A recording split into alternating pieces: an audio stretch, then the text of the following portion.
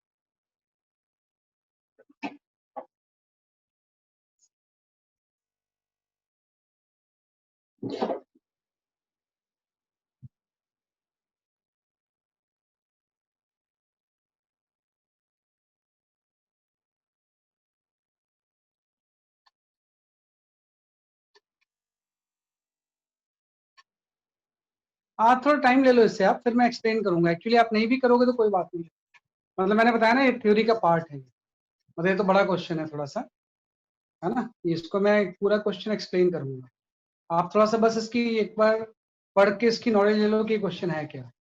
कई बार ये क्वेश्चन आप ही करो, कोई जरूरी नहीं है, मैं इसको बताऊंगा आपको, क्योंकि ये थ्योरी का पार्ट ही क्वेश्चन होता है ना। बाकी दूसरे क्वेश्चन में दूंगा, उसको आप पढ़िए, ये तो एज ए थ्योरी का पार्ट ही है कुछ।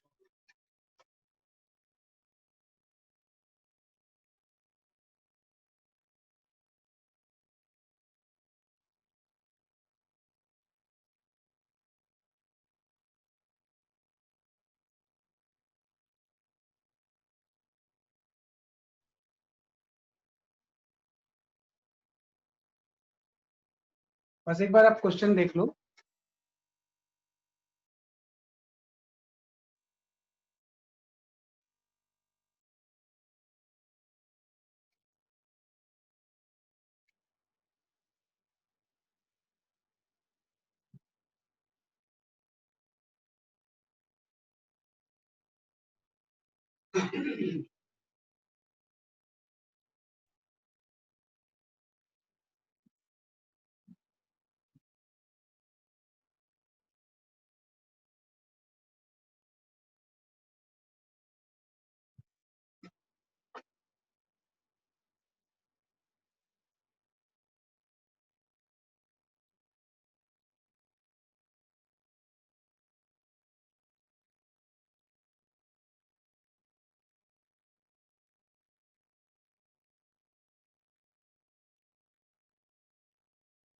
क्वेश्चन ऑफ मोशन है, ये मैं खुद ही एक्सप्लेन।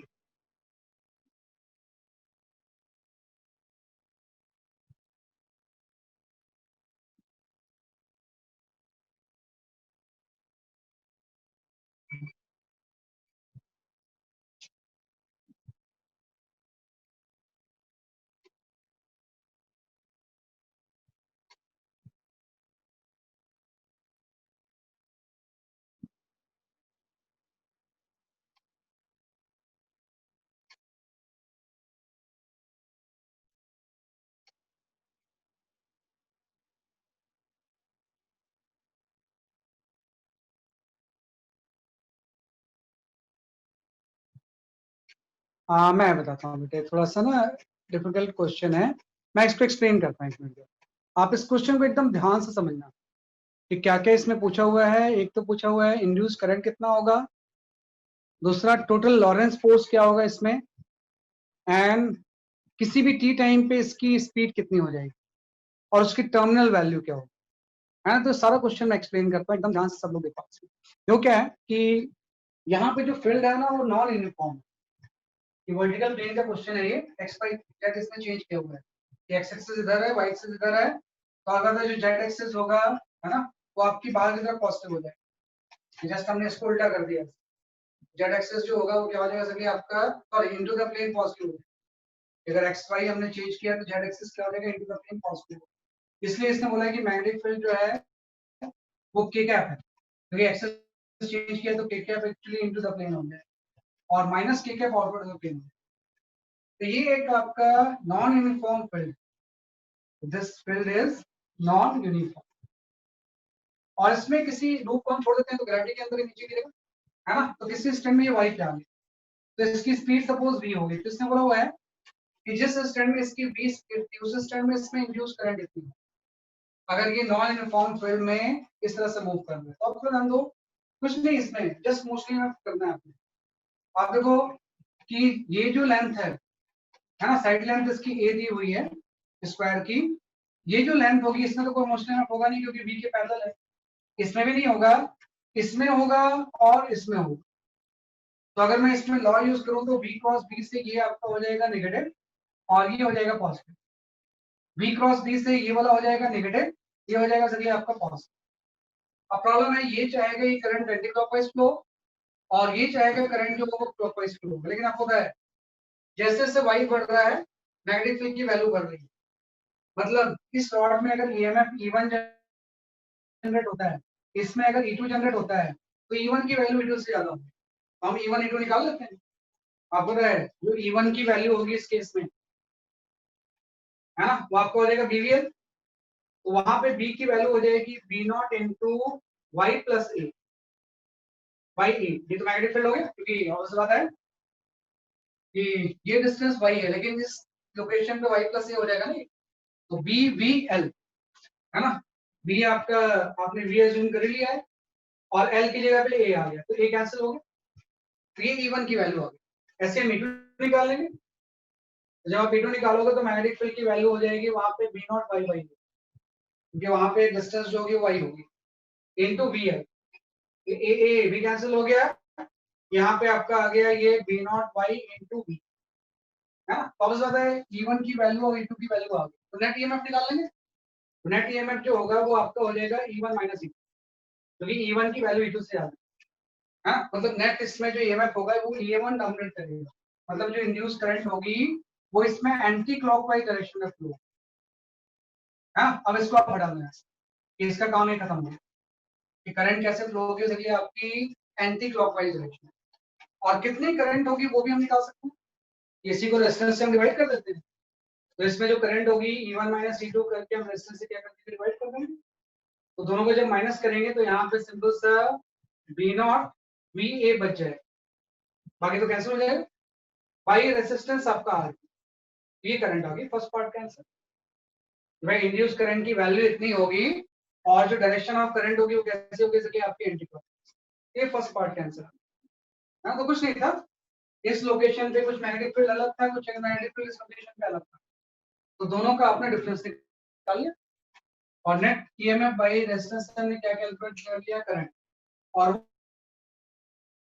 वो करंट हो गया एंटी क्लॉकवाइज डायरेक्शन। तो फर्स्ट पार्ट आपने निकाल लिया कि आई की वैल्यू हो जाएगी B0 B into by A by R. जब हम सेकंड पार्ट में इसमें आएंगे तो ये बोल रहा है इसमें लॉरेंस फोर्स कितना लगेगा, एक नया वर्ड आ गया Lawrence force. Actually Lawrence force जो होता है ना, ये इलेक्ट्रिक फोर्स और मैग्नेटिक फोर्स का सम होता है। जब भी हम लॉरेंस फोर्स के वर्ड यूज करेंगे तो ये आपको हो जाएगा QE plus QB V cross, नहीं चूंकि इसमें इलेक्ट्रिक फोर्स तो कुछ है ही नहीं,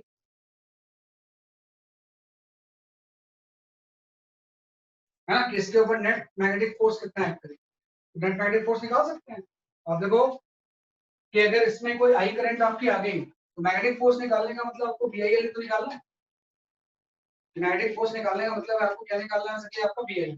अब निकालो, इस पे जो मैग्नेटिक फोर्स रहेगा आई एल क्रॉस भी ऊपर की तरफ हो जाएगा, और ये मैग्नेटिक फोर्स जो हो जाएगा वो सपोज आप F1 ले, और इस पे जो मैग्नेटिक फोर्स रहेगा वो डाउनवर्ड लग जाएगा F2, है ना। और इन दोनों के मैग्नेटिक फोर्स कैंसिल हो जाएंगे, हर एलिमेंट का एक दूसरे से कैंसिल हो जाएगा, लेकिन इन दोनों में मैग्नेटिक फील्ड अलग अलग, इसलिए कैंसिल नहीं। तो अगर सेकंड पार्ट में पूछ रहा है कि what is the net Lawrence force, तो नेट लॉरेंस फोर्स का मतलब ये पूछना चाह रहा है कि what is the net magnetic force, इसके ऊपर नेट मैग्नेटिक फोर्स कितना लगेगा, है ना। तो नेट मैग्नेटिक फोर्स जस्ट आपका F इक्वल टू जो होगा वो F1 माइनस F2 होगा, कि भाई F1 से F2 हम क्या कर देंगे, तो आपका माइनस कर देंगे।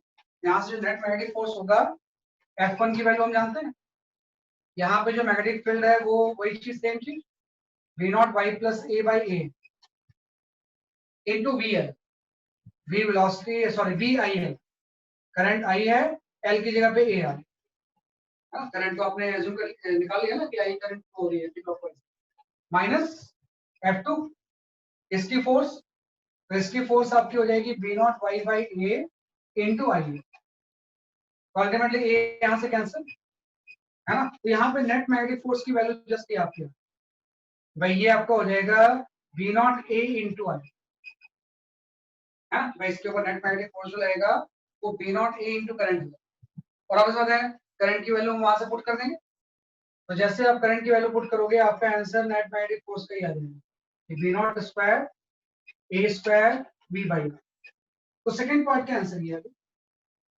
है ना। भाई किसी स्टैंड में अगर इसकी वेलोसिटी v है तो इसमें एंटी क्लॉकवाइज डायरेक्शन में करंट आपकी इतनी फ्लो होगी, और इस पे लॉरेंस फोर्स या जो मैग्नेटिक फोर्स लग रहा होगा वो B not square A square into V by R होगा, है ना। और उसकी जो डायरेक्शन होगी आपको ध्यान रखना हो कि F1 की वैल्यू F2 से ज्यादा है, तो net magnetic force upward direction में, ये नेट मैग्नेटिक फोर्स है किस तरह रहेगा, सके आपकी अपवर्ड डायरेक्शन। तो दो पार्ट हमने कर दिए। अब ये पूछ रहा है कि अगर आपने इसको रेस्ट से छोड़ा था तो किसी टी टाइम पे इसकी वेलोसिटी v कितनी होगी, क्योंकि v वेरिएबल होगा, आपको पता है जैसे छोड़ेंगे तो फ्री फॉल होगा इसका, तो v इसकी चेंज होती जाएगी। ये पूछ रहा है कि v as a function of time क्या होगा, भाई किसी भी टी टाइम के बाद अगर इसकी वेलोसिटी v है तो v as a function of time क्या है। तो पहले हमने निकाल कर ध्यान रखना है इसमें कि आपको निकालना है कि v as a function of time क्या होगा, थर्ड पार्ट, है ना। आपने करंट निकाल लिया, लॉरेंस फोर्स निकाल लिया, थर्ड पार्ट में आपको निकालना है कि अगर वेलोसिटी इसकी वेरिएबल है तो v as a function of time क्या, क्योंकि आपने को वेलोसिटी अगर वेरिएबल होगी तो इंड्यूस करंट भी वेरिएबल होगा, और जो लॉरेंस फोर्स निकाला वो भी वेरिएबल, और वो v as a function of time हम निकालेंगे, वो भी निकालना एकदम आसान है। आप देखो कि इसमें दो ही फोर्स तो लग रहे हैं, एक तो इसका लूप का वेट क्योंकि वर्टिकल प्लेन का क्वेश्चन है, और एक इसके ऊपर अपवर्ड डायरेक्शन में फोर्स कर, तो आपने यहाँ से निकालिए।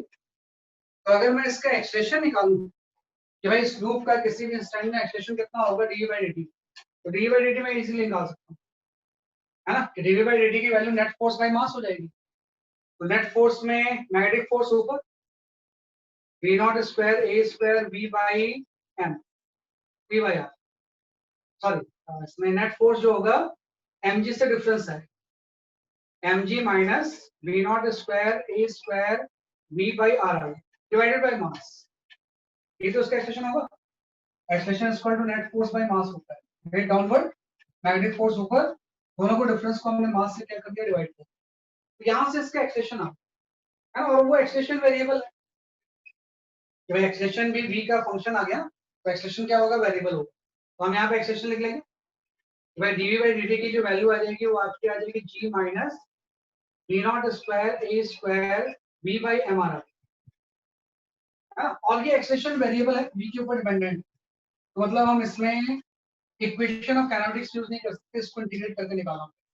अगर आपको निकालना है कि what is the v as a function of time, तो इससे मुझे क्या करना पड़ेगा, इसके लिए आपका इंटीग्रेशन, मैं इंटीग्रेशन कर लेता हूँ। यहाँ पे dv के नीचे पूरा चीज आ जाएगा, है ना, g minus V naught square A square V by M, और यहाँ पे आपका dt है। अब इसको आप इंटीग्रेट कर दो, तो जब टाइम जीरो था आपने रेस्ट से छोड़ा वेलोसिटी जीरो, और किसी भी टी टाइम पे आपको वेलोसिटी निकालनी, तो आपको इस तरह के जो भी इंटीग्रेशन होता है ना, इसका आंसर लॉग में आता है, है ना, सब्स्टिट्यूशन मेथड से करेंगे तो उसका आंसर किस में आ जाएगा, जैसे आपका लॉग, और लॉग को बाद में हम किस में चेंज कर देंगे, एक्सपोनेंशियल फंक्शन में। तो ये स्टेप आप ध्यान रखना, सेम स्टेप आपने आरसी सर्किट में यूज किया, ऐसे इंटीग्रेशन आता था, आपने लॉग में कन्वर्ट किया और लॉग को किस फंक्शन में हम चेंज कर देते हैं, जैसे आपका एक्सपोनेंशियल। तो जब मैं इसको इंटीग्रेट करूंगा ना, तो इंटीग्रेशन का रिजल्ट आपका ऐसा, जैसे आप इसको इंटीग्रेट करोगे यहाँ पे ये रिजल्ट आ जाएगा, log of G minus V naught square A square B by आपका एम आर, है भाई, ये लॉग के अंदर चीज आ गई सारी, है। और ऑब्वियसली बात है कि dt से ये माइनस वाला टर्म मल्टीप्लाई हो जाएगा, तो माइनस ऑफ ये आपका आ जाएगा, डिवाइड हो जाएगा ना, तो यहाँ से 1 बाई पूरा डिवाइड होगा, तो ये आपका हो जाएगा minus M R into T, यहाँ पे आ जाएगा आपका minus B not square A square into T by M. क्या समझना कि जब सब्स्टिट्यूशन मेथड यूज करेंगे ना, तो ये वाला टर्म यहाँ माइनस साइन के साथ डिवाइड हो जाएगा, तो जाके यहाँ मल्टीप्लाई टाइम के साथ, है ना, क्योंकि आपको पता है ये इंटीग्रेशन क्या होता है, आपको ध्यान दो कि जब भी आप कोई चीज इस तरह से फंक्शन इंटीग्रेट करोगे a माइनस बी एक्स, तो इसके इंटीग्रेशन की वैल्यू होती है minus 1 by B ln of a minus B. हाँ, तो वही चीज है, यहाँ b की जगह पे पूरा टर्म आ गया, तो वो डिवाइड होकर यहाँ पे आ गया, है ना, और बाकी चीजें लॉग में आ गई। ये इंपॉर्टेंट चीज है, वही जो नीचे आया था उसको मैंने यहाँ पे क्या कर दिया, मल्टीप्लाई कर दिया, क्योंकि वो इंटीग्रेशन काफी इंपॉर्टेंट है। आपने कर लिया, अब इसको एक्सपोनेंशियल में आप चेंज कर दो, यहाँ से सॉरी अभी लिमिट भी पुट करेंगे हम, बहुत ध्यान रखना, इधर तो मैंने टाइम का लिमिट t पुट कर दिया, यहाँ पे 0 से b पुट करूंगा, तो v की जगह पे पहले तो v आएगा, जब 0 पुट करेंगे तो पूरा 0 नहीं होगा, यहाँ पे g बच जाएगा, यहाँ पे g क्या होगा सर, आपका बच जाएगा। तो बस बात है कि इस पूरे चीज में जब हम इसको इंटीग्रेट करके लिमिट पुट करेंगे यहाँ से, हाँ, इंटीग्रेट करके अगर आप यहाँ पे लिमिट पुट कर दोगे तो ये पूरी चीज आपकी इस तरह से हो जाएगी, ln of 1 minus B not square A square B by M R into G, है ना, ये जो लॉग माइनस होके लॉग क्या हो जाता है, कि आपका डिवाइड हो जाता है, ये आपका आगे, है ना, और ये आपका राइट हैंड साइड की तो सेम ही चीज, तो B not square A square T by M R आ गया, है ना। अब आपको क्या है कि यहाँ से लॉग साइन हटाएंगे तो पूरा किसके पावर में चला जाएगा, जबकि आपका एक्सपोनेंशियल पावर, लॉग साइन हटाओगे तो पूरी चीज किस में चली जाएगी, जबकि आपका एक्सपोनेंशियल पावर। तो अल्टीमेटली इसका आंसर आपका ये आ जाएगा, भाई वेलोसिटी किसी भी टी टाइम पे जो होगी वो आपकी ये हो जाएगी, वेलोसिटी अगर आप निकालोगे तो ये आपकी हो जाएगी M G R into B not square into A square into 1 minus E to the power minus B not square into A square by M R into T R. तो ये फाइनल आंसर है। हाँ, सावधान रखना, थोड़ा सा इसको understand करना मुश्किल है। सबसे पहले मैंने निकाली एंटी क्लॉकवाइज करंट, फिर सेकंड पार्ट में मैंने निकाला नेट मैग्नेटिक फोर्स, और उसके बाद मैंने एक्सेलेरेशन निकाला, wait minus this by mass. तो चूंकि एक्सेलेरेशन v का फंक्शन था, वेरिएबल था, तो आपने इंटीग्रेट किया और इंटीग्रेट करके अल्टीमेटली लिमिट पुट करके ये v as a function of time. Third part का आंसर ये है कि थर्ड पार्ट का जो आंसर है वो क्या है, देखिए आपका ये। अब एक चीज और ये पूछ रहा है कि इस v की टर्मिनल वैल्यू क्या हो, है ना, ये तो किसी भी t टाइम पे वैल्यू है ना, v की टर्मिनल वैल्यू, टर्मिनल वैल्यू का मतलब ये है जैसे मैं इस लूप को रस से छोड़ूंगा तो इसकी स्पीड बढ़ती जाएगी, लेकिन एक स्टेज के बाद इसकी स्पीड कांस्टेंट होगी, इसलिए कांस्टेंट हो जाएगी क्योंकि इसके वेट को मैग्नेटिक फोर्स क्या कर लेगा, बैलेंस कर लेगा, क्योंकि मैग्नेटिक फोर्स क्या है ना, v का फंक्शन, जैसे जैसे v बढ़ेगा तो ये वाला टर्म बढ़ता है, तो एक स्टेज के बाद दोनों इक्वल हो जाएंगे ना, तो इक्वल जब हो जाएंगे तो बेसिकली एक्सेलेरेशन जीरो हो जाएगी, और जब एक्सेलेरेशन जीरो होगी तो उसकी वेलोसिटी क्या हो जाएगी, कांस्टेंट हो जाएगी, है ना। तो उसी कांस्टेंट वेलोसिटी को हम बोलते हैं टर्मिनल वेलोसिटी। जैसे आपने विस्कोसिटी में पढ़ा था, स्टोक्स लॉ में, एक बॉल को छोड़ देते हैं विस्कस लिक्विड में तो कुछ देर बाद वो टर्मिनल स्पीड गेन कर लेते हैं, वही चीज ये भी है कि मैग्नेटिक फील्ड में भी छोड़ देंगे ऐसे तो कुछ देर बाद ये कांस्टेंट स्पीड गेन कर लेते हैं, उसी स्पीड को हम क्या होगा कि आपका टर्मिनल वेलोसिटी। तो सिंपल सा यहाँ पे एक टर्म आया है इसकी टर्मिनल वेलोसिटी, तो टर्मिनल वेलोसिटी भी हम निकाल सकते हैं। इधर मुझे निकालना है कि इसकी टर्मिनल वेलोसिटी क्या होगी, है ना, टर्मिनल वेलोसिटी क्या हो जाएगी, तो मैं क्या करूंगा इसी में टाइम इनफाइनाइट ले लूंगा, या आफ्टर लॉन्ग टाइम ऐसा होगा when time is equal to infinite, ये वाला टर्म पूरा जीरो हो जाएगा, तो जो टर्मिनल वेलोसिटी होगी उसकी वैल्यू आपकी आ जाएगी mgr/v0 इंटू एच, उस टाइम के बाद इसकी वेलोसिटी क्या हो जाएगी, कांस्टेंट हो जाएगी, उसी वेलोसिटी को हम टर्मिनल वेलोसिटी बोलते हैं। मतलब ये है कि इसकी वेलोसिटी जीरो से एक्सपोनेंशियली राइज करेगी, है ना, कि अगर इसकी वेलोसिटी का हम टाइम के साथ ग्राफ बनाएं, क्योंकि मेडिकल एग्जामिनेशन में कई बार इसके ग्राफ भी पूछ देंगे सिंपल, ऐसे अगर लूप जा रहा है तो वेलोसिटी का टाइम के साथ ग्राफ कैसा हो, तो अगर आपको इस क्वेश्चन की थोड़ी भी नॉलेज होगी तो आपको पता है एक्सपोनेंशियली इंक्रीजिंग ग्राफ होगा, तो अगर मैं v का टाइम के साथ यहाँ पे ग्राफ प्लॉट करूँ, है ना, तो ये ग्राफ आपका इस तरह से होगा, ऐसा, है ना, धीरे धीरे फ्लैट होगा, तो लॉन्ग टाइम के बाद जो वेलोसिटी होती है उसी को हम बोलते हैं टर्मिनल वेलोसिटी, है ना, ये जो वेलोसिटी होगी this is known as a terminal, but ये थोड़ा सा डिस्कशन टाइप का क्वेश्चन, ये तीन चार पार्ट थे, तीन चार पार्ट से हम इसकी थ्योरेटिकल एस्पेक्ट सीखे, राइट, तो थोड़ा सा इसको एक बार घर पे जाके रिवाइज भी करना, है ना, थोड़ा सा ये जो कंसेप्ट इसका है डिफरेंट होता है ना।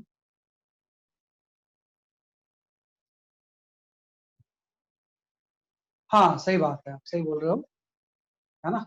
ओहो, आपने क्वेश्चन फिर से बोला, मैं फिर से शो करता हूँ अभी क्वेश्चन, पहले आप इसको लिख लो फिर मैं क्वेश्चन शो करता हूँ, आई शो द क्वेश्चन।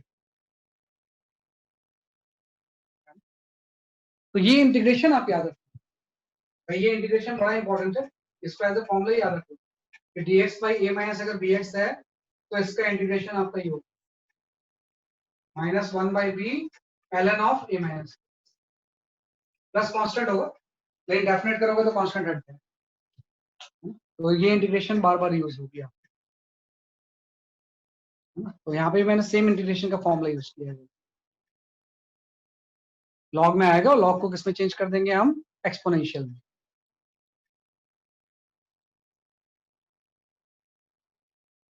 ये इसका आ जाएगा। ये थोड़ा सा एक क्वेश्चन है जिससे कि इसी क्वेश्चंस के बाद ना ये टॉपिक डेवलप हुआ, जो मोस्टली एमएफ टॉपिक हम जानते हैं ना आज जो प्रेजेंट, ये क्वेश्चन किसी जेई में आया था इनफैक्ट, इस जेई में आने के बाद इसी के बाद थ्योरी के बारे में लोगों को पता चला कैसा भी होता है ना, तो हर साल कुछ ना कुछ पेपर्स आपको सिखाता है, तो उस साल ये सिखाया था आपको कि भाई मोस्टली एमएफ जैसी भी कोई चीज होती है ना, किस तरह से हम उसको न्यूमेरिकल्स में क्या करेंगे अटेम्प्ट, है ना, ये तो है, किस तरह से हम इसको यूज करें। मैं एक बार और क्वेश्चंस को शेयर कर दिया,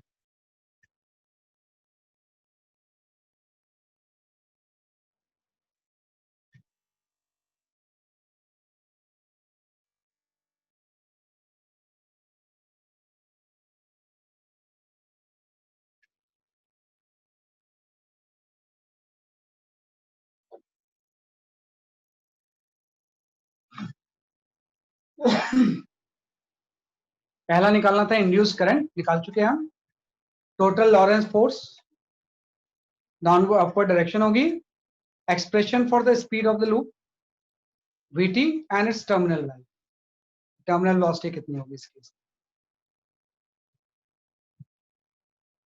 इसकी टर्मिनल वेलोसिटी कितनी होगी ये भी आपको,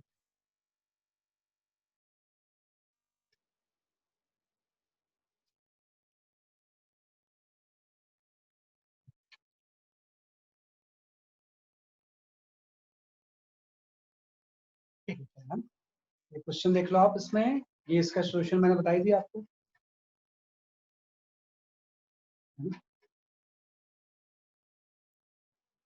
चलो नेक्स्ट क्वेश्चन, अब देखो ये क्वेश्चन आपने कर लिया ना, तो वैसे ही इजी हो जाएंगे आपके लिए बाकी क्वेश्चंस, है ना, बाकी क्वेश्चन में आपको उतना टाइम नहीं लगेगा, इसी जैसी कोई चीज होगी,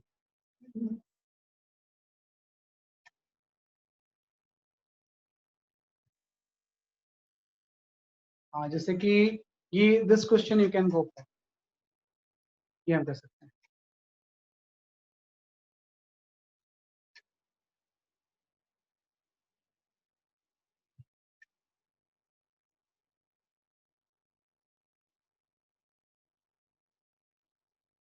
अब ये तो हॉरिजॉन्टल मूव कर रहा है तो वेट का कोई इफेक्ट नहीं होगा, बस ईएमएफ इंड्यूस निकालना वैसे भी इसमें। ऐसे भी इसमें क्या निकालना है, इंड्यूस्ड ईएमएफ।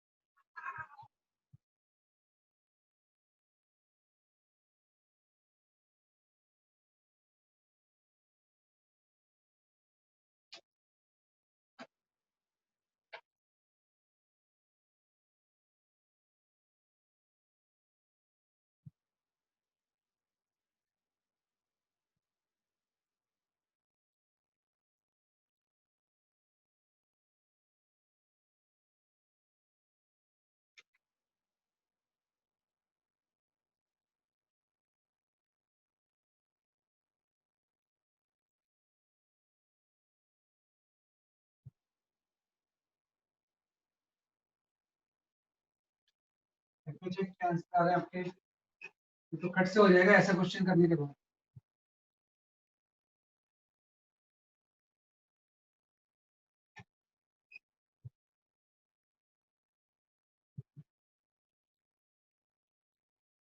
कुछ आंसर मेरे पास आ गए हैं। हाँ सही है। Divyansh your answer is correct, Kritika your answer is correct, Pulkit your answer is correct. सही बता रहा इसमें आंसर सही है।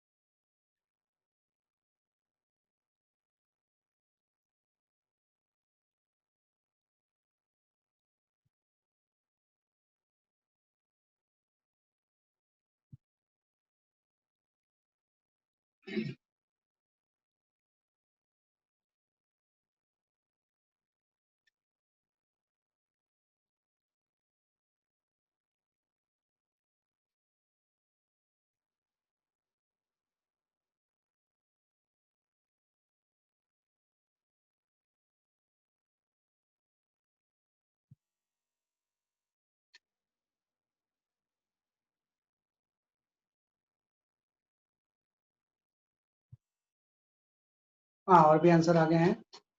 हाँ Ehsan Mirza your answer is correct, Vidushi your answer is correct, and Nimisha your answer is correct. सही बता रहा हूँ आंसर। ठीक है ना, ठीक है, मैं I will explain just question. देखो बस वही कंसेप्ट आपको समझ में आ गया, मतलब आप सॉल्व कर लोगे इजी। इसमें कुछ है ही नहीं, मतलब देखो 20 से जा रहा है ये, तो आप हर पार्ट का अलग अलग निकालो। जैसे एबी में मैं अगर निकालूं तो एबी के लोकेशन पे एक्स जीरो होगा, तो एक्स अगर जीरो होगा तो मैग्नेटिक फील्ड जीरो होगी, मैग्नेटिक फील्ड जीरो होगी तो ईएमएफ जीरो हो जाएगा। एबी की लोकेशन में एक्स जीरो है, मैग्नेटिक फील्ड 0 होगी तो मुश्किल है अपनी 0। अगर मैं बीसी और एडी में निकालूं, बीसी एंड एडी, तो बीसी एंड एडी में वेलोसिटी जो है ना, ये लेंथ वेक्टर के पैरेलल, ये लेंथ वेलोसिटी के पैरेलल है, तो इसमें मोस्टली ऑफ 0।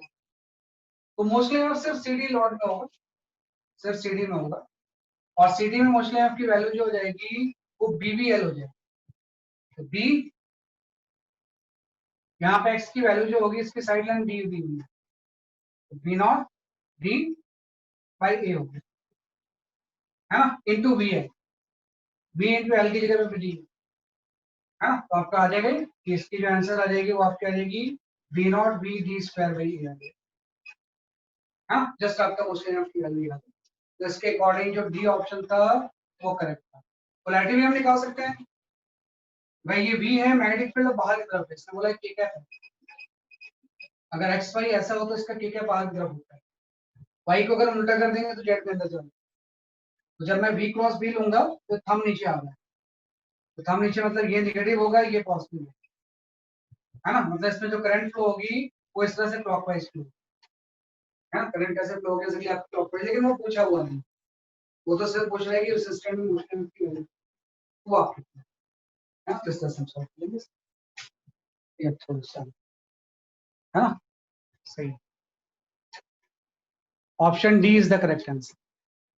अच्छा वंशिका, आपका मैं देखा नहीं था नाम मैंने, हाँ हाँ बीच में आपका था, बिल्कुल सही Vanshika, your answer is also correct,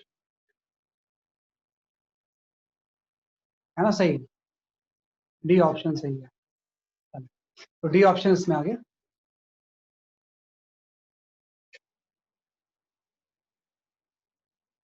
next question में देखते हैं, ये कर लिया आपने, ये भी हो गया आपका।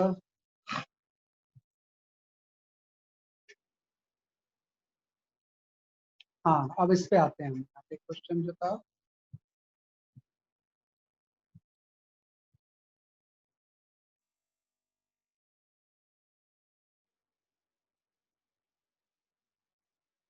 You can go for this question.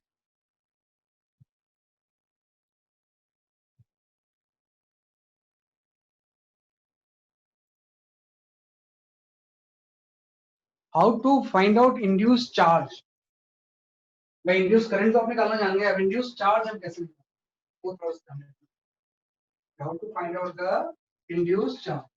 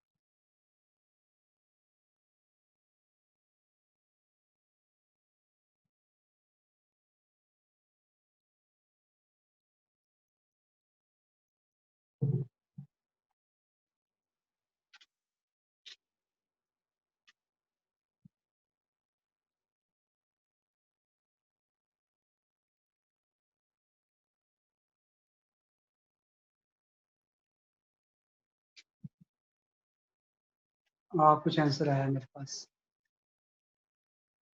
ठीक है।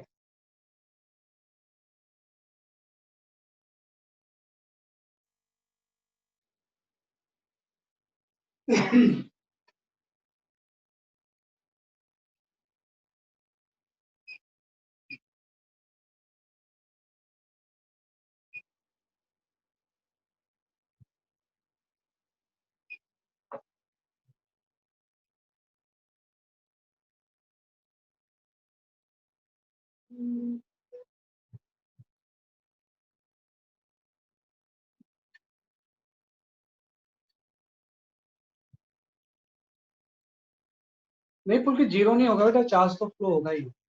अगर करंट है तो चार्ज फ्लो होगी ना।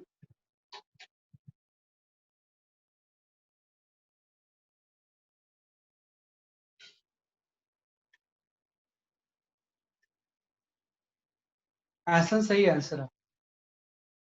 ऐसा एंड देवांश आपके आंसर सही। वंशिका सही आंसर है।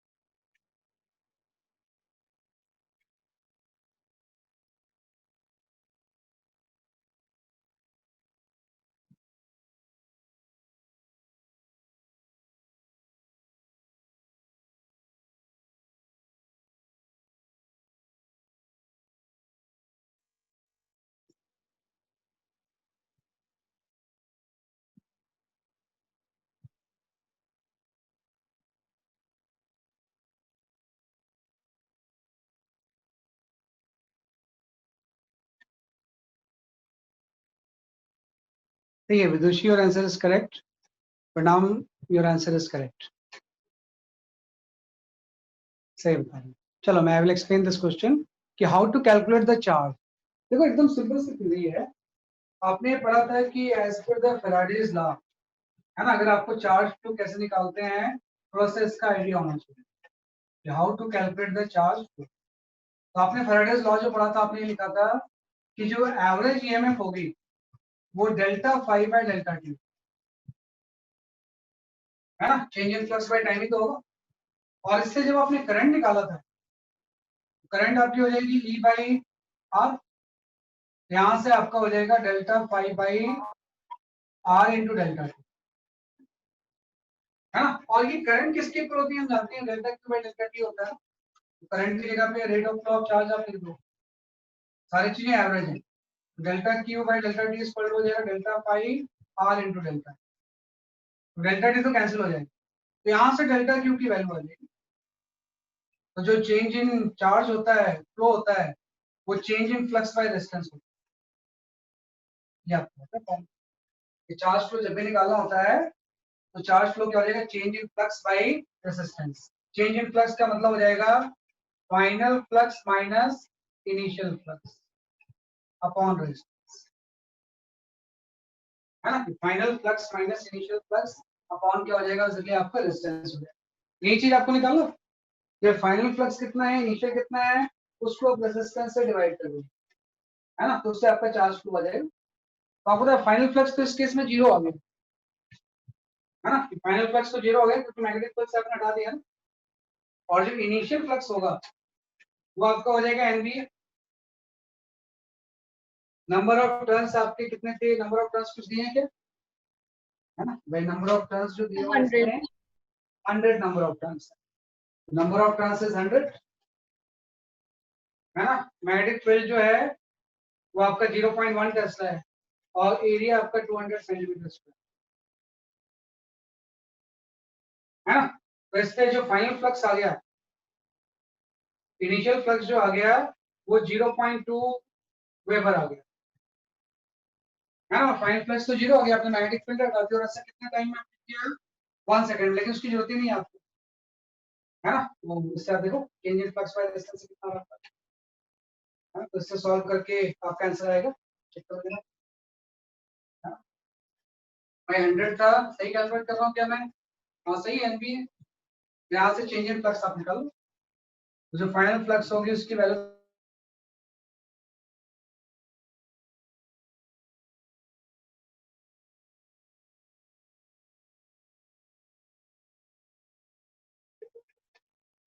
हाँ सी ऑप्शन सही आ गया।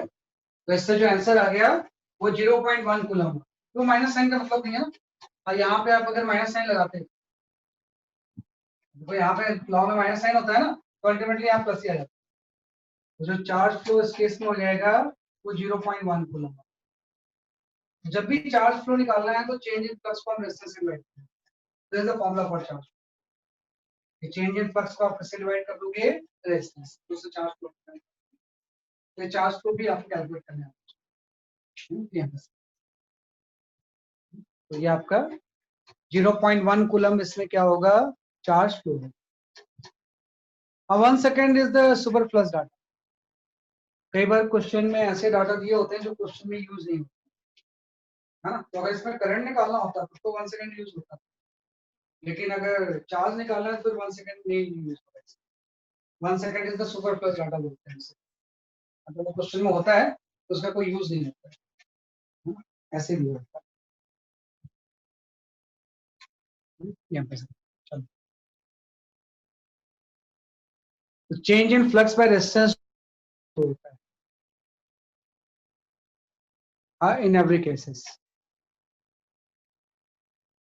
ये आपका आ गया। और देखते हैं क्या आपने नहीं किया अभी। हाँ हाँ, you can go for this question also।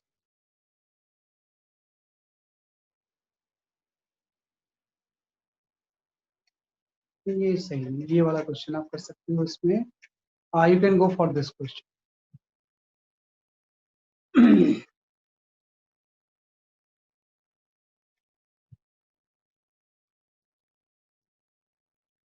velocity vx I cap plus vy j cap।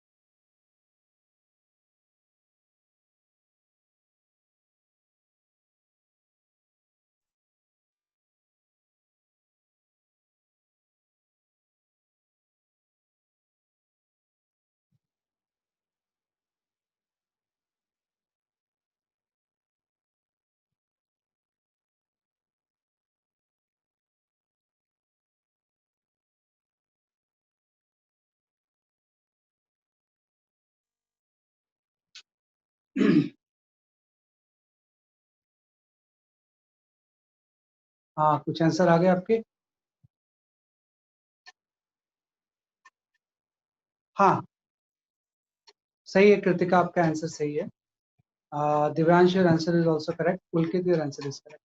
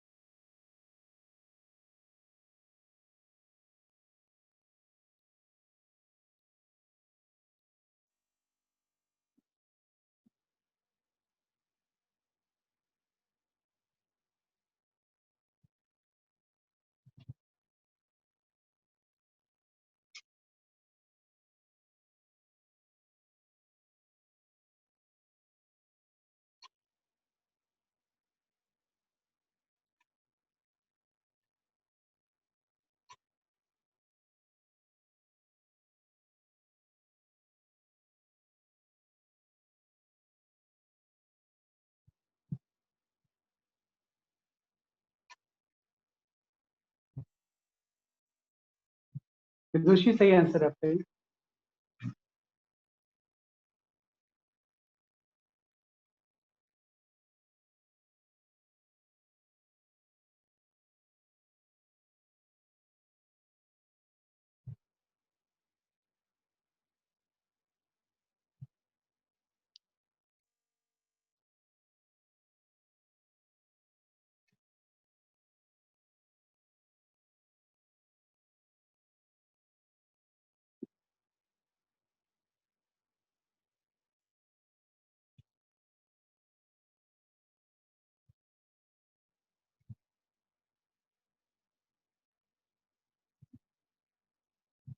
ठीक बता रहे हैं, देखो इसमें कुछ नहीं है, एक लाइन में हम सॉल्व कर लेंगे क्वेश्चन में, है ना भाई। इसमें इस तरह से आपको सॉल्व करना है। मैंने बताया कि शेप से तो कोई मतलब होता नहीं है ना भाई, शेप से कोई मतलब नहीं है, कैसे कर भाई। आप लेंथ जो लोगे वो पी और क्यू को मिलाने वाली लाइन से ले लो, तो आपका जो लेंथ होगा ना वो लैम्डा के इक्वल हो जाएगा डीवीएम। आप ये देखोगे कि वेलोसिटी के किस कंपोनेंट की वजह से इसमें मुश्किल एमएफ होगा।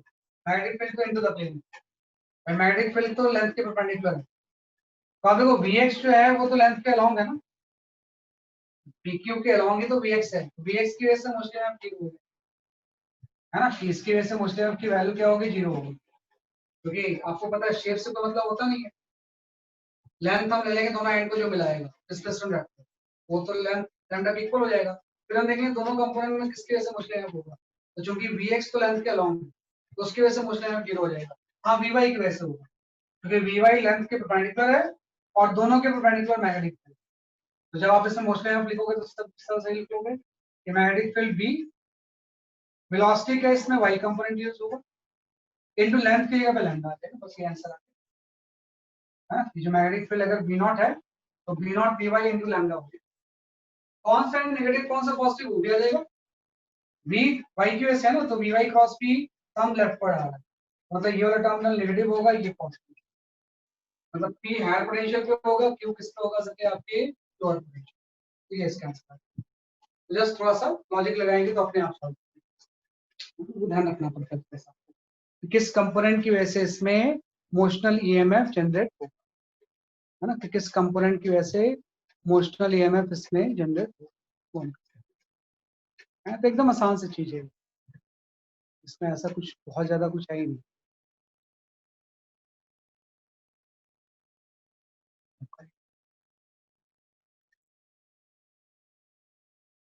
इसके बाद we can go for this question.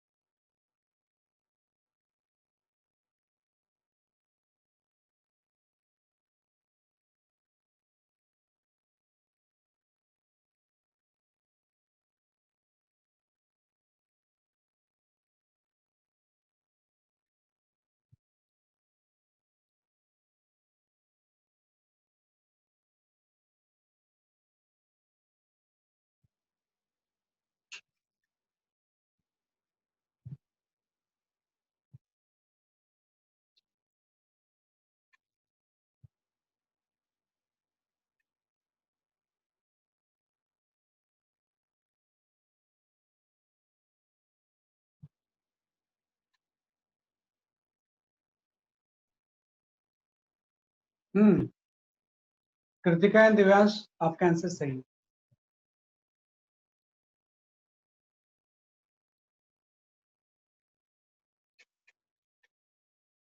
Nimisha, सही है आपका आंसर।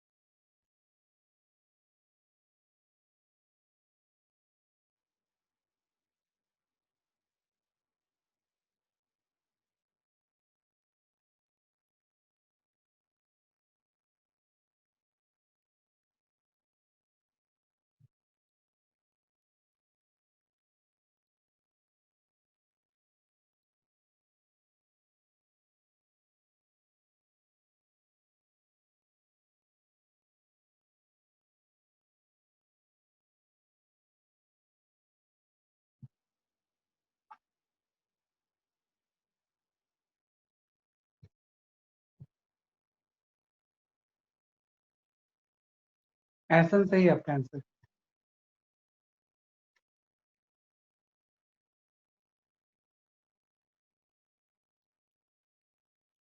मलिहा, सही है।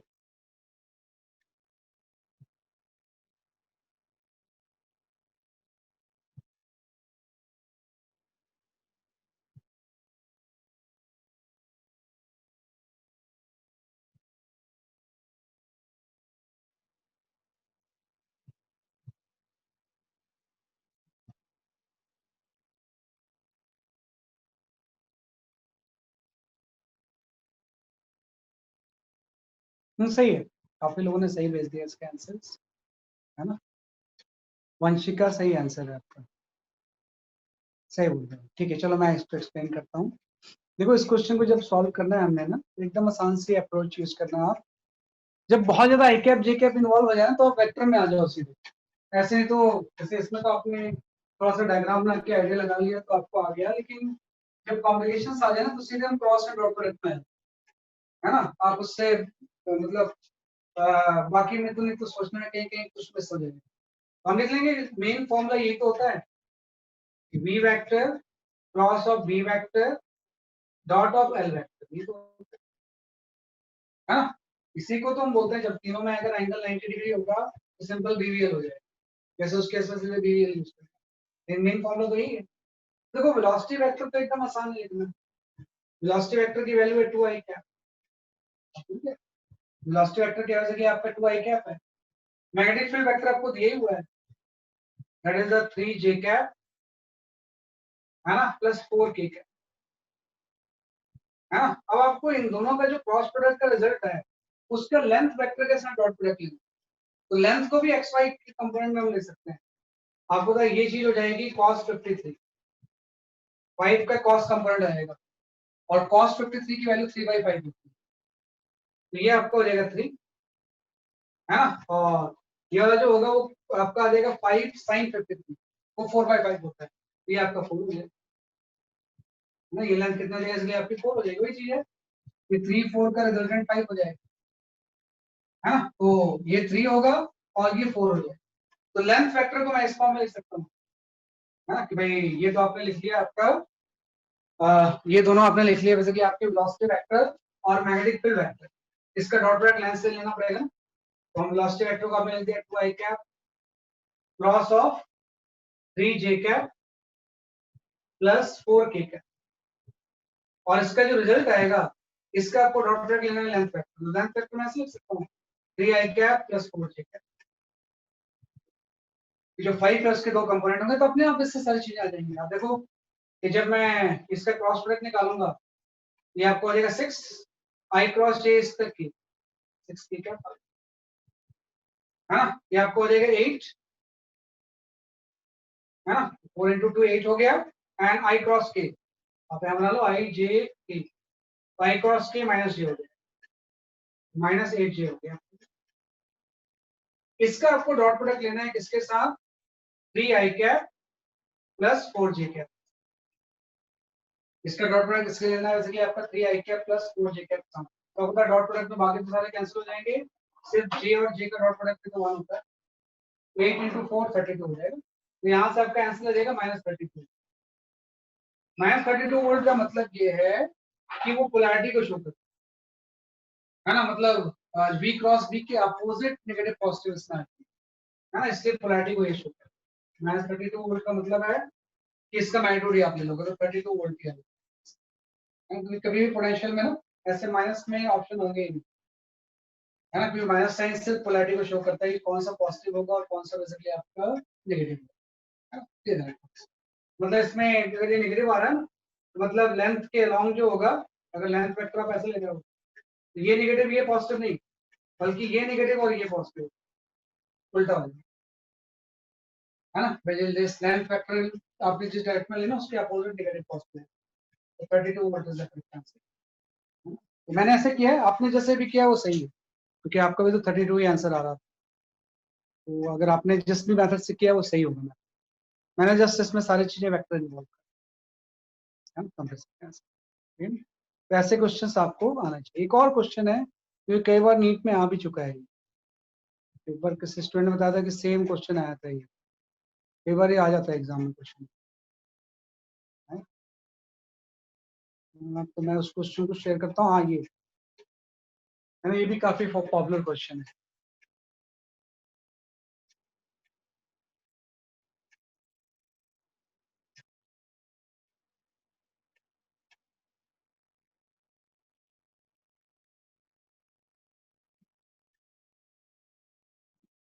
वही है, 3D डायग्राम को 2B में कन्वर्ट करके सॉल्व हो जाएगा।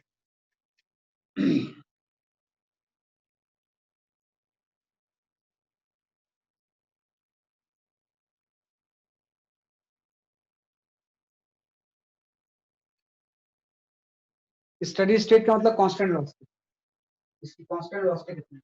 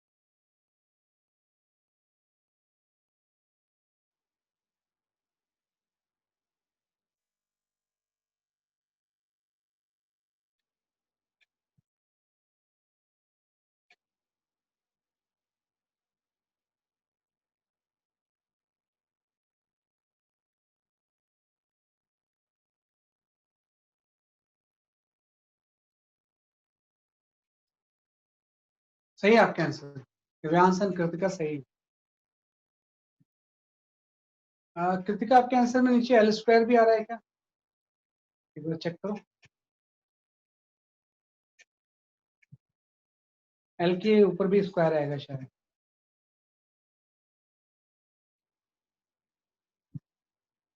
हम्म।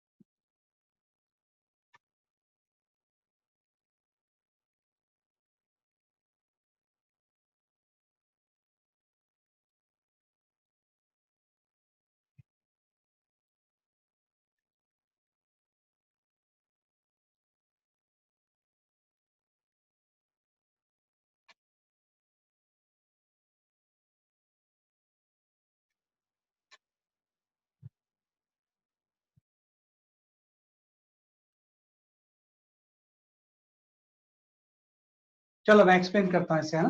काफी लोगों के आंसर सही आ गए हैं। मैंने एक्सप्लेन, देखो क्या है। इसमें ये बोल रहा है ये कि एक स्लाइडर हम लेते हैं, एक इंक्लाइन प्लेन है जिसका कि एंगल अल्फा है। इसमें एल लेंथ का एक कनेक्टर है जिसका कि मास एम है। ये स्लाइड करके नीचे आता है ना। तो इसमें बोला है कि इस केस में इसकी स्टडी स्टेट वेलोसिटी क्या होगी, मतलब अगर उसकी वेलोसिटी कोई कांस्टेंट है तो वो कांस्टेंट वेलोसिटी कितनी होगी, उसी को हम स्टडी स्टेट वेलोसिटी बोलते हैं। कांस्टेंट वेलोसिटी मतलब इसमें फोर्सेस बैलेंस हो। देखो ऐसे समझ में नहीं आएगा। आप इसके जो 3D डायग्राम बना हुआ है इसको आप 2D में कन्वर्ट, तो भाई साइड से देखेंगे तो ये कैसे दिखेगा, तो साइड से देखने पे जस्ट ऐसा दिखेगा कि भाई एक इंक्लाइन प्लेन है ना, इस इंक्लाइन प्लेन का एंगल ये अल्फा है, और रॉड का आपको एक सर्कल मिल जाएगा, और सर्कल किसी वी से ऐसा आ रहा है ना, और इस पे बी आपका ऐसा है ना। तो देखो वी वी और एल में एंगल वैसे ही 90, क्योंकि वी इस तरफ है, वी इसके परपेंडिकुलर है, और लेंथ जो है वैसे है, तो तीनों में अगर एंगल 90 डिग्री है तो इसमें जो मोशनल इमेज डेवलप होगा वो आपका हो जाएगा बीवी, है ना। या तो ध्यान दो कि 20 ने बोला प्लेन के परपेंडिकुलर है, 20 के लॉन्ग है, और लेंथ ऐसे रखा हुआ है, ऐसे जा रहे हैं, और इसके बाद आपका इंड्यूस करंट आ जाएगा, बीच में एक रेजिस्टेंस लगा हुआ है बीवीएल बाई आर, है ना। तो बीवीएल बाई आर, और जो करंट की डायरेक्शन होगी इस तरह से बाहर आ रही होगी।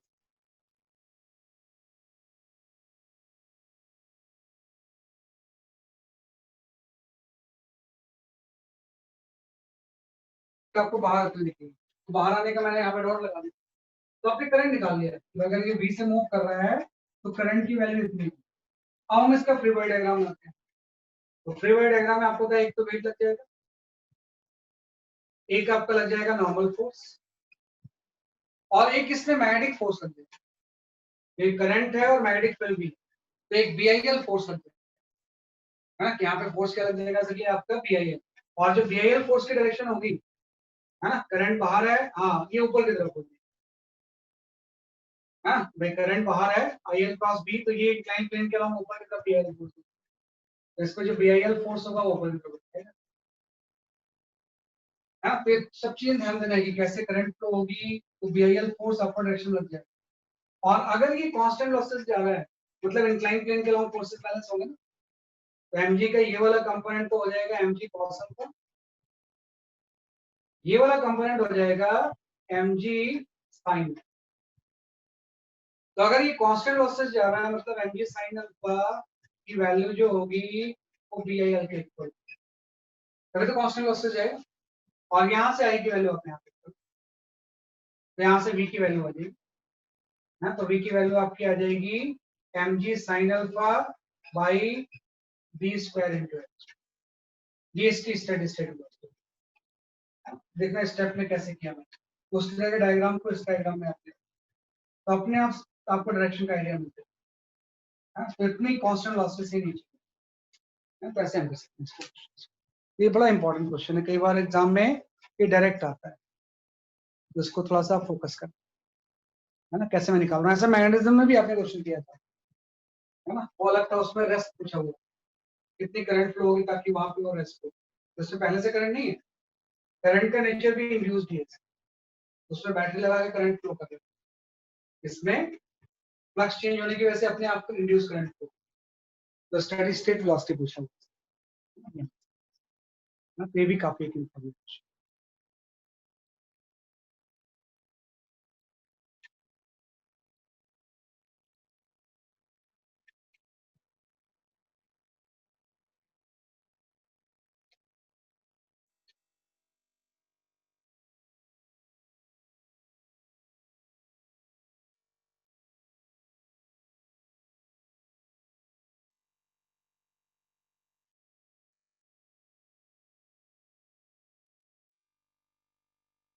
ये हम कर सकते हैं इस तरह से,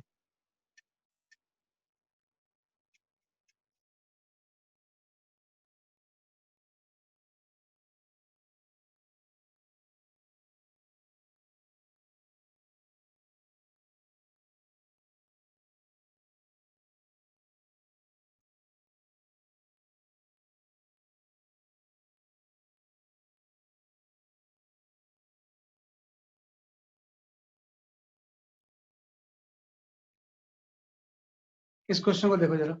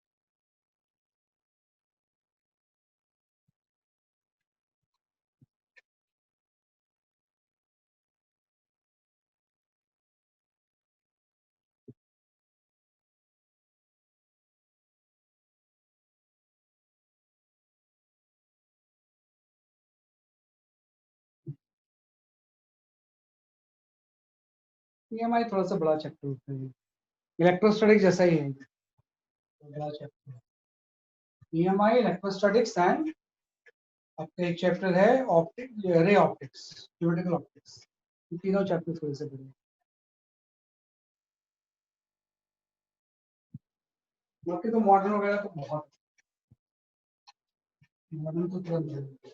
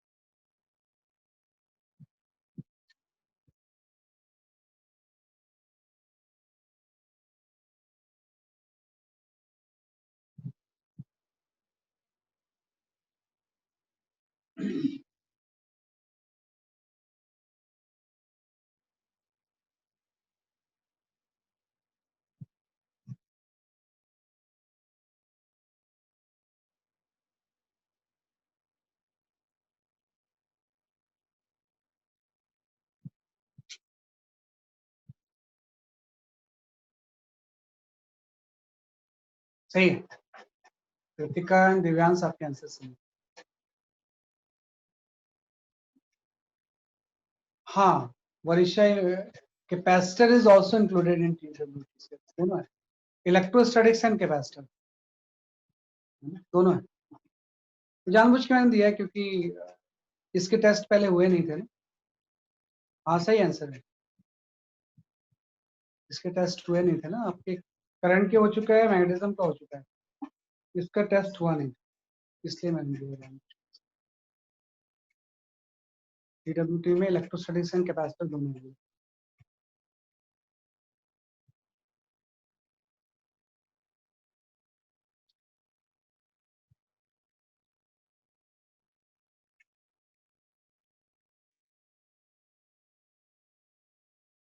सही है, मैं इसको एक्सप्लेन कर देता हूँ। देखो ये नॉन यूनिफॉर्म फील्ड का क्वेश्चन आ गया ना, है ना, this is the question of non uniform field, है ना। तो नॉन यूनिफॉर्म फील्ड में इंटीग्रेट करना पड़ेगा, कुछ नहीं है इसका। ये आपको पता है, इस करंट की वजह से जो मैग्नेटिक फील्ड होगी, डायरेक्शन तो इसकी इनटू द प्लेन होगी, तो हम पॉजिटिव नेगेटिव तो पहले डिसाइड कर लेते हैं। भाई V क्रॉस P, ये नेगेटिव हो जाएगा, ये पॉजिटिव हो जाएगा, तो ये तो पहले डिसाइड कर लो, इससे कोई फर्क नहीं पड़ता। लेकिन प्रॉब्लम है B वेरिएबल है, नॉन यूनिफॉर्म, तो सीधे हम BVL का फॉर्मूला नहीं लगा सकते। हालांकि लेंथ B और B तीनों परपेंडिकुलर है, EMF का फॉर्मूला तो BVL ही यूज होगा, लेकिन क्योंकि हर जगह B तो वेरिएबल है, तो इसमें एलिमेंट लेके इंटीग्रेट करके सॉल्व करें। एक लाइन का इंडिकेशन है, तो ये एंड पॉजिटिव हो गई, ये एंड नेगेटिव हो गई, अब कितना EMF होगा, आप एक यहाँ पे एलिमेंट ले लो, ये x डिस्टेंस पे आप एक एलिमेंट ले लोगे, इस एलिमेंट का विड्थ कितना हो जाएगा dx। तो पहले मैं इस एलिमेंट में मोस्टली आप निकालूंगा de, तो आपको पता है x डिस्टेंस पे मैग्नेटिक फील्ड का फॉर्मूला हम जानते हैं, v not I by 2 pi x हो जाएगा, vl, v हो गया, और लेंथ की जगह पे आप dx में निकाल रहे हो, पूरे लेंथ में थोड़ी निकाल रहे हो, किस में निकाल रहे हो, सिर्फ dx। तो इस छोटे से एलिमेंट का आपने मोस्टली आप निकाल दिया, और आपको ऐसे से बहुत से एलिमेंट होंगे, तो टोटल EMF निकालेंगे, इसी को आप इंटीग्रेट कर, किसी पूरे फंक्शन को हम क्या कर देंगे, इंटीग्रेट, जो कांस्टेंट टर्म्स हैं सारे बाहर आ गए, है ना। आपका जो इंटीग्रेशन होगा ये dx बाई x का हो जाएगा, और x की लिमिट क्या होगी आप देखो, b से लेके a प्लस बी तक, तो b से a प्लस बी, लॉग में आंसर आएगा, लिमिट पुट करेंगे तो डिवाइड हो जाएगा, तो अल्टीमेटली आपका आंसर ये आ जाएगा, mu naught I v by 2 pi ln of a plus B divide by आपका पी आई। तो इतना EMF इंड्यूस होगा इसमें रॉड में, और पॉजिटिव नेगेटिव हम पहले डिसाइड कर चुके हैं कि B cross B from negative to positive, ये आपका नेगेटिव है, ये क्या हो जाएगा, कि आपका पॉजिटिव। तो ये जस्ट हमने इसमें आज मोशनल EMF को हमने किया, है? तो अभी मोशनल EMF कंप्लीट नहीं हुआ है, मोशनल EMF काफी करीबी थी, तो अभी तो motional EMF and translation motion and सब में मोशन जो है वो ट्रांसलेशन है, ट्रांसलेट कर रहा है। Next chapter will be based on, next topic will be based on the motional EMF in rotation, कि रोटेटिंग ऑब्जेक्ट में हम मोशनल EMF कैसे निकालते हैं, है ना, वो उसके ऊपर बेस्ड। उसके बाद फिर इंड्यूस्ड इलेक्ट्रिक, है ना, तो एक पोर्शन इसका कंप्लीट। तो that is all for today, right, bye bye. Thank you, sir. Thank you, sir.